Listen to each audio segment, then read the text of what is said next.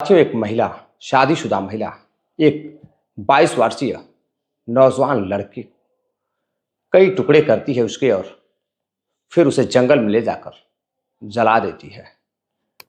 कुछ टुकड़े जल जाते हैं लेकिन कुछ बॉडी के पार्ट बचे रहते हैं।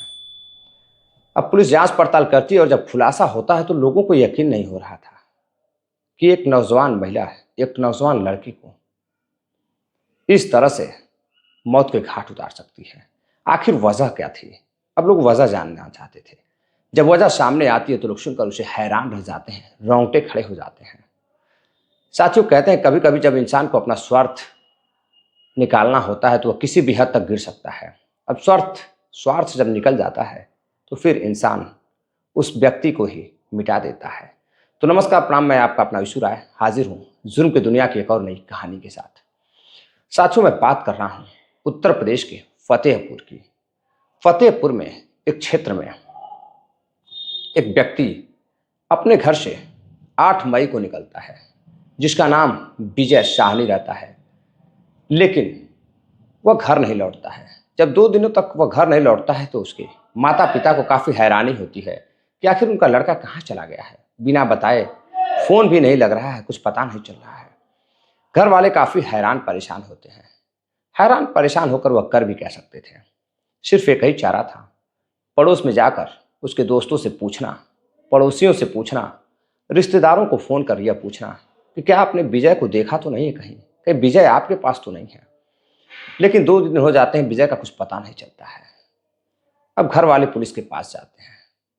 पुलिस को जाकर बताते हैं कि पुलिस के पास जाकर बताते हैं कि साहब, हमारा लड़का घर से 8 मई को यह बताकर निकला था कि वह हमीरपुर जा रहा है किसी से मिलने, लेकिन उसका कुछ पता नहीं चला है। अभी तक वह घर भी नहीं लौटा है। साहब, काफ़ी परेशानी हो रही है, कुछ समझ में नहीं आ रहा है, काफ़ी डर लग रहा है। अब प्रशासन जांच पड़ताल करती है तो साथियों एक ऐसा खुलासा होता है जिसको सुनने के बाद इंसान हैरान रह जाता है। समझ में भी नहीं आता लोगों को कि एक इंसान के साथ ऐसी बेरहम हरकत कैसे कर सकता है, ऐसी दरिंदगी कैसे कर सकता है।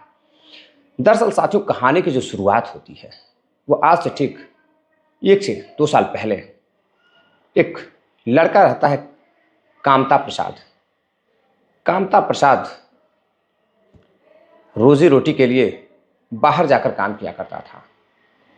इसी दौरान अब घर वालों को लगता है कि कामता प्रसाद अब ठीक ठाक पैसे कमा लेता है, लड़का बड़ा हो गया है तो क्यों ना उसकी शादी कर दी जाए। तभी घर पर एक रिश्ता आता है किरण नाम की एक लड़की का, देखने में बेहद ही खूबसूरत, ठीक ठाक पढ़ी लिखी। अब घर वालों को रिश्ता काफ़ी अच्छा लगता है। घर वाले शादी की बातचीत करने लगते हैं और कामता प्रसाद को भी बताते हैं कि एक रिश्ता आया हुआ है तुम्हारी शादी के लिए। कामता प्रसाद भी काफ़ी खुश होता है, फ़ोन पे फ़ोटो मंगवाता है और लड़की का फ़ोटो देखकर बेहद ही खुश रहता है। लड़की उसे पसंद आ जाती है। इधर कामता प्रसाद की जब फ़ोटो लड़की को भी दिखाई जाती है किरण को, तो किरण भी उसे पसंद करने लगती है। अब धीरे धीरे फ़ोन पर दोनों की बातचीत होने लगती है और कुछ ही महीनों बाद दोनों की शादी कर दी जाती है। शादी के बाद दोनों बेहद खुश थे। रिश्ता काफ़ी अच्छा पति पत्नी का चल रहा था।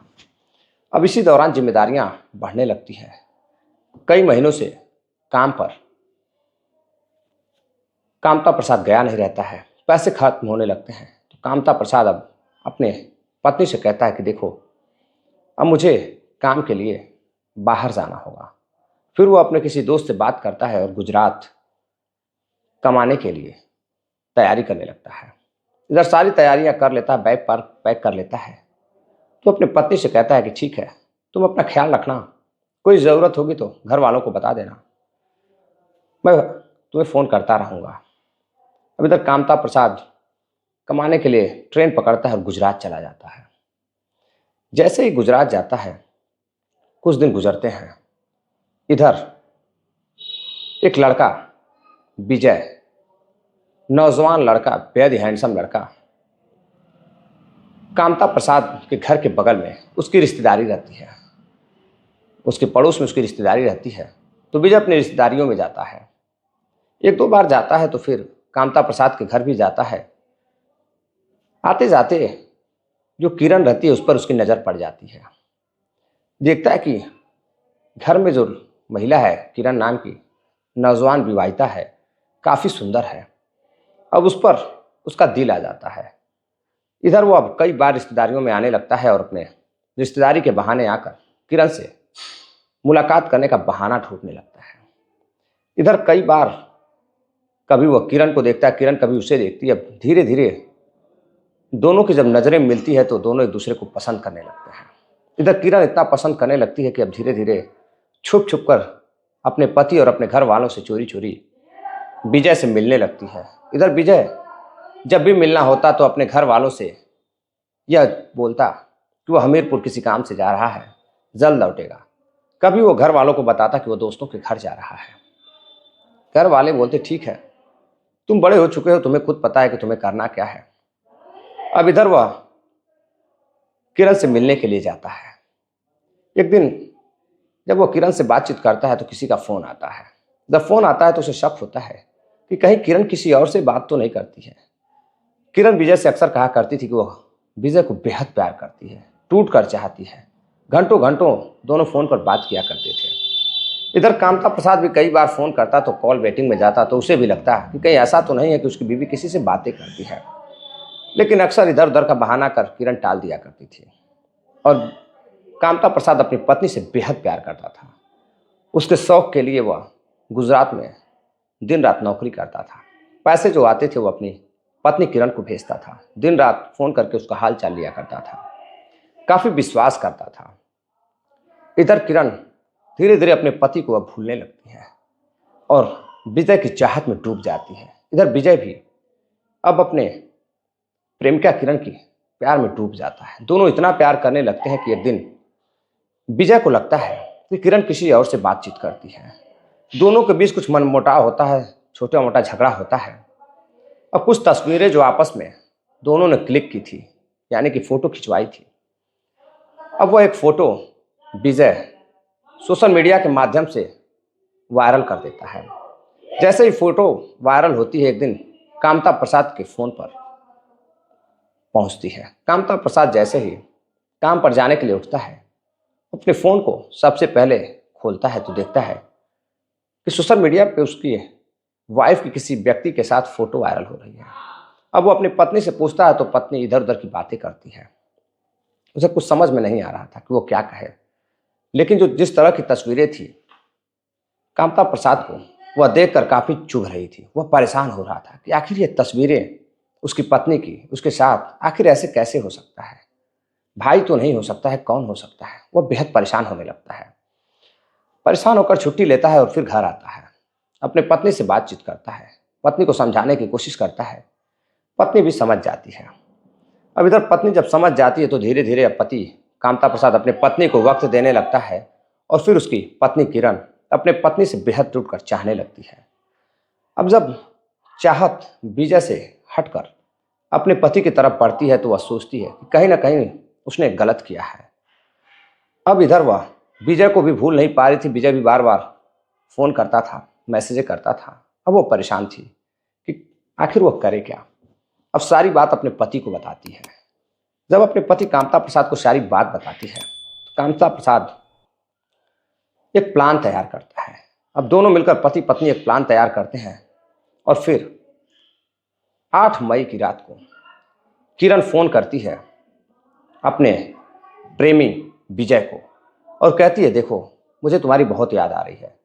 तुमने जो किया सो किया, लेकिन मैं तुम्हें माफ़ कर देती हूँ। एक काम करो, तुम मुझसे मिलने के लिए आ जाओ। मेरे घर पर कोई नहीं है। अब इधर विजय सोचता है कि आखिर वो क्या बहाना करे, अपने घर वालों को क्या बताए कि आखिर वो कहाँ जा रहा है, किससे मिलने जा रहा है। अब वह अपने घर से कहता है कि किसी काम के लिए वह जरूरी काम है। अब वह हमीरपुर जा रहा है। घर से थोड़े बहुत पैसे लेता है और हमीरपुर के लिए निकलता है। लेकिन 8 मई को जब वह घर से निकलता है तो घर पर फ़ोन करके बताता है कि वह बस पहुंचने ही वाला है। लेकिन जैसे ही 9 तारीख की सुबह आती है, फ़ोन उसका बंद आने लगता है। इधर घर वाले परेशान हो जाते हैं। फ़ोन स्विच ऑफ आ रहा था। आसपास के लोगों से पूछताछ करते हैं, उसके दर दोस्तों से पूछताछ करते हैं कि आखिर वो कहाँ चला गया। कहीं कुछ पता नहीं चल रहा था। अब परिवारजनों का डर बन जाता है, घबराहट होने लगती है कि आखिर वो कहाँ चला गया। अब वह 10 मई तक इंतजार करते हैं। जब कुछ पता नहीं चलता है तो पुलिस के पास जाते हैं और जाकर शिकायत दर्ज कराते हैं और बताते हैं कि साहब, हमारा लड़का 8 मई को घर से हमीरपुर कहकर जाने के लिए निकला था, लेकिन उसका कुछ पता नहीं है। अब पुलिस जांच पड़ताल करती है तो कहीं कुछ पता नहीं चल रहा था। फिर पुलिस उसका कॉल डिटेल्स निकालती है। कॉल डिटेल्स निकालती है साथियों, तो पता चलता है कि विजय 8 मई को कई बार किरण से उसकी बात हुई थी। अब इस पर पुलिस शक करती है और शक के बहाने पहुंचती है किरण के घर फतेहपुर। जब फतेहपुर किरण के घर पहुंचती है तो किरण जैसे ही पुलिस वालों को देखती है वह डर जाती है। वह इधर उधर भागने लगती है। पुलिस वाले उसे पकड़ते हैं और बैठाते हैं, पूछताछ करते हैं कि क्या तुम विजय को जानती हो, तुम्हारी उससे बातचीत हुई थी। पहले तो इधर उधर का बहाना करती है, लेकिन फिर वह टूट जाती है, रोने लगती है और फिर बताती है कि साहब, मैंने उसे फ़ोन कर बुलाया था। और जब पुलिस पूछती है कि विजय कहाँ है, तब वह बताती है कि साहब, 8 मई की रात को विजय को मैंने फ़ोन कर बुलाया।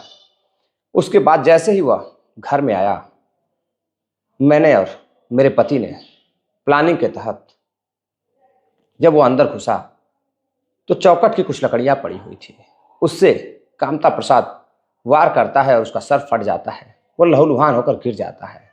उसके बाद वह एक के बाद एक वार करता है जब तक उसकी मौत ना हो जाए। वो चीखता चिल्लाता, लेकिन आवाज़ बाहर नहीं जा रही थी। दरवाज़ा बंद रहता है। साथियों, अब इधर विजय की मौत हो जाती है। अब जब पुलिस पूछती है कि उसके बाद तुमने क्या किया, तो अब बताती है कि साहब, उसके बाद हमने पूरे अगले दिन सुबह उसकी बॉडी को लेकर के सोचते रहे कि हमें करना क्या है, कैसे बचा जाए, कैसे सबूत मिटाया जाए। तो वह यूट्यूब पर वीडियो देखते हैं, कुछ क्राइम की घटनाएं देखते हैं, एआई से पूछते हैं, तमाम तरह के सवाल एआई और यूट्यूब से देखते हैं कि आखिर अपराध को कैसे करने के बाद बचा जाए, क्या सजा होगी, जेल में जाने के बाद उनके साथ क्या सलूक होगा, अगर कहीं गलती से पुलिस पकड़ लेती है तो फिर क्या होगा। लेकिन साथियों, कहीं ना कहीं वह सब कुछ देखते हैं, लेकिन एक चीज़ भूल जाते हैं कि कानून के हाथ बड़े लंबे होते हैं। अपराधी चाहे कितना भी साथी क्यों ना हो, पकड़ा जरूर जाता है। एक गलती जो उसने फ़ोन करके बुलाने की थी, उससे वह पकड़ी जाती है। पुलिस पूछती है, ठीक है, ये बताओ उसकी डेड बॉडी कहाँ है, तुमने मारा तो मारा। बताती है, साहब, दिन भर हम बैठे रहे। 10 तारीख को सुबह में जाकर बाजार से हम लोगों ने ग्राइंडर मशीन लाया। पुलिस पूछती है कि आखिर ग्राइंडर मशीन की ज़रूरत क्या पड़ी। तो वह बताती है कि साहब, बोरे में जब हम उसकी डेड बॉडी को भर रहे थे तो जो उसकी लाश थी वो आ नहीं रही थी।